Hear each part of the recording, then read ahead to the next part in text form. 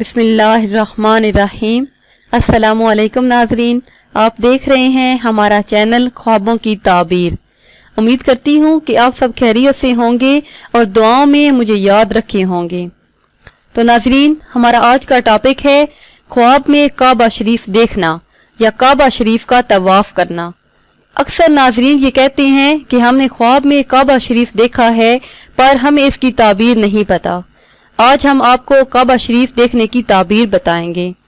کعبہ شریف دیکھنے کی تعبیر کچھ اس طرح سے ہے کہ بزرگی اور پرہیزگاری ملے گی، میراث، مراتب، علم و حکمت پائے گا۔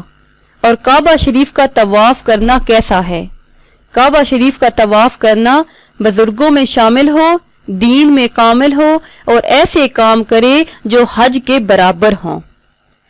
اور ناظرین، اگر ابھی تک آپ نے ہمارا چینل سبسکرائب نہیں کیا تو پہلے ہمارا چینل سبسکرائب کر لیں اور بیل آئیکن کو ضرور دبائیں تاکہ ہماری آئندہ آنے والی ویڈیو آپ لوگوں کو موصول ہوتی رہیں۔